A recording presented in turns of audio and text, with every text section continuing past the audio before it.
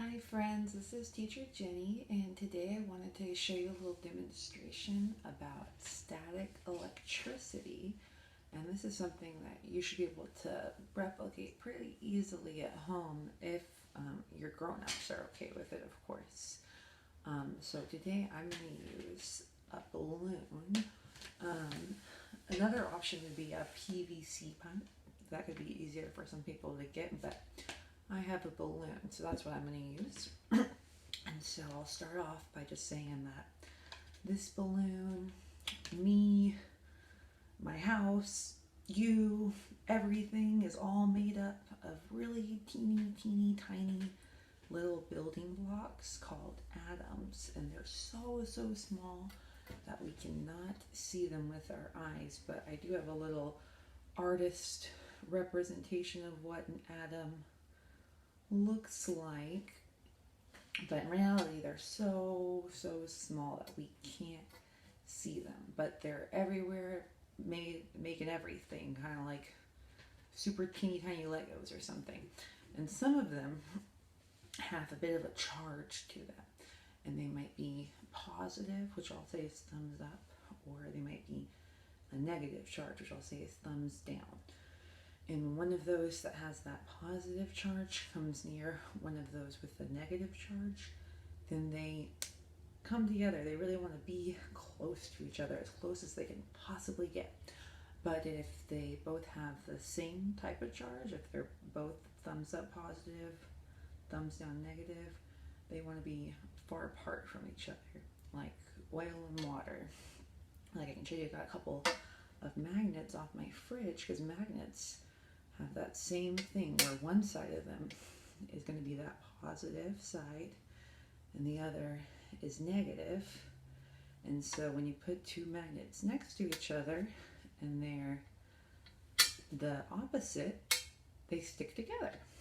But if I just flip it around, so now both sides are the same, they want to stay apart. So I can push that other magnet away without even touching it, because it wants to be apart from the side that's the same as it.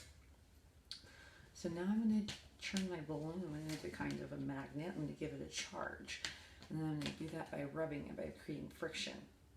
And I can do that on my clothes, I could do it on a carpet, I could do it on my hair. I'm going to try my hair and see how well that works for me today.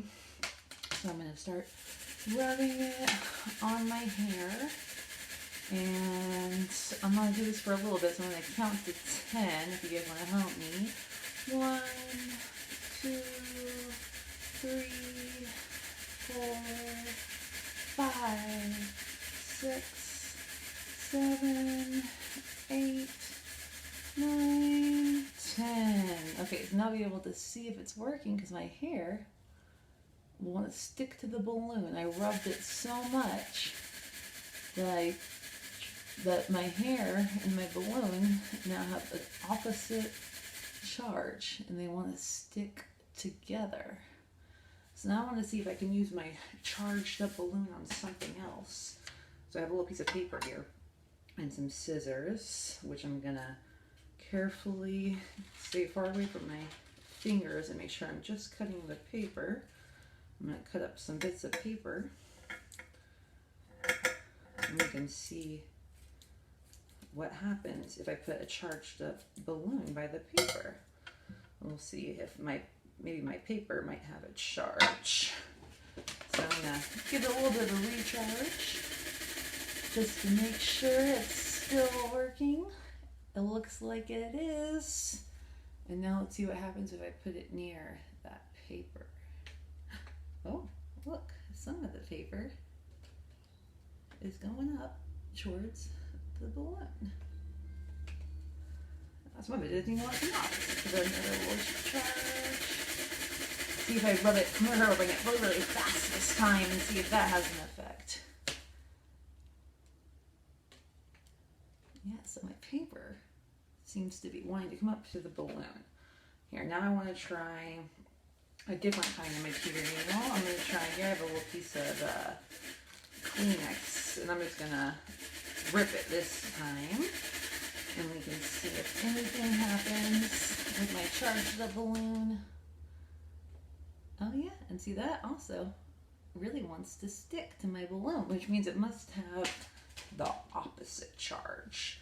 So when you guys try this at home, you could see what happens with different types of materials.